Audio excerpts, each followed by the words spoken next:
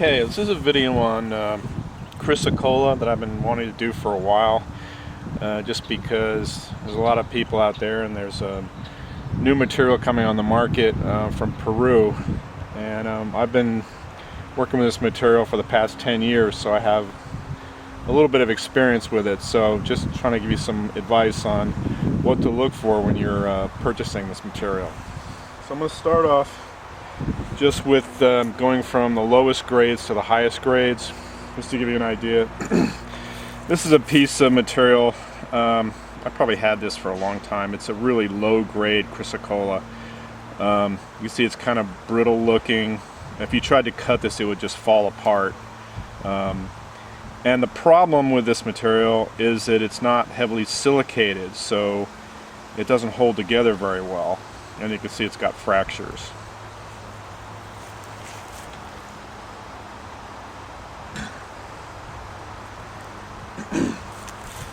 Here's a piece that I purchased on eBay. Again, this is from the newer deposit in Peru. And generally what you're looking for with this is you'd like to have material that shows some kind of agatization or a quartz. And this is a pretty good example right here, because you can see up here there's some quartz area, and then down here you've got the Chrysocolla. And so you've got a similar situation as in parrot wing jasper, where you want to have the material silicated. The more silicated it is, sometimes you'll lose color intensity, but the trade-off is you get a stone that's more durable. This is a pretty nice piece. This area right here is very nice actually for cabs.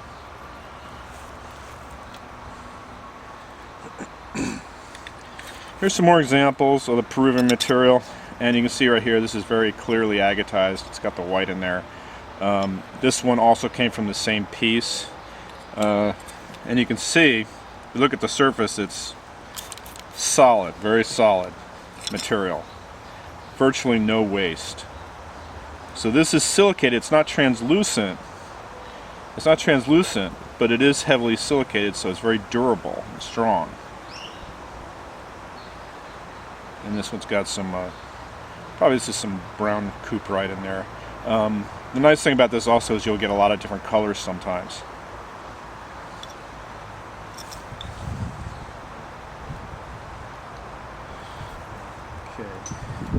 Okay. Here's another piece. This is also another piece that I got from Daniel. He's a distributor or a miner. I'm not sure what he does down there in Peru, but this is actually a pretty nice piece that I got from him. The one caveat is this piece, when he photographed it, it appeared to be more translucent. I was thinking this might be more translucent, but he actually lacquered it, which is kind of an unfortunate thing. But overall, it's still a really nice piece of rough. It's not translucent, but it's very high yield, and there's not really hardly any cracks or porosity. This will produce a lot of really beautiful cabs.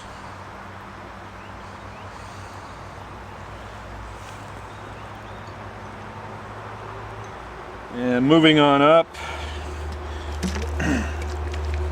another piece from Daniel. This rock is also mostly opaque.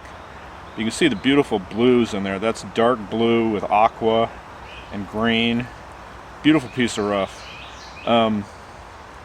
This has produced a lot of nice cabs also. In the same rock, in the middle of that same rock, I found this material, which is probably the top end is what I would classify this. And some of this material is actually translucent blue. So there's been some debate on the name gem silica. I think that if a stone has some translucent blue or blue-green, that you should be able to call it that. But a lot of people disagree. But this is really beautiful stuff. And out of about 20 pounds of material, I got maybe about a pound of this. And I'll show some pictures later with backlit, so you can kind of see how the translucent areas. Translucent, it's not all translucent, but there are areas that are translucent. See if we can get that. See if you can see the colors there. Beautiful multicolored material also. Some of this material you won't even see these kind of color combinations in United States material. It's very unique.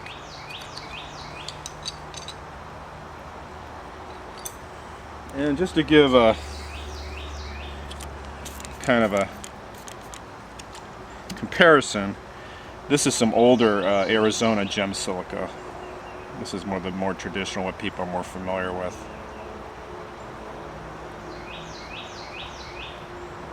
It's translucent.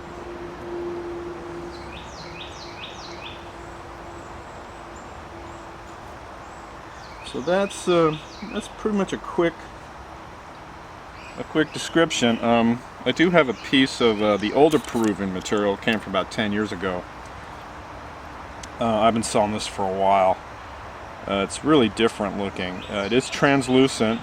The color saturation is not quite as good, but this stuff cuts pretty nice. There is some slight orange peel effect just because there's particles of Chrysocolla that are floating in the clear quartz. So when you cut it, the finish, you'll get some slight orange peel, but it's not really noticeable. This is very durable, nice stuff. I have better quality of this also, but I just thought I'd throw that in there to show you what was out there about 8 to 10 years ago.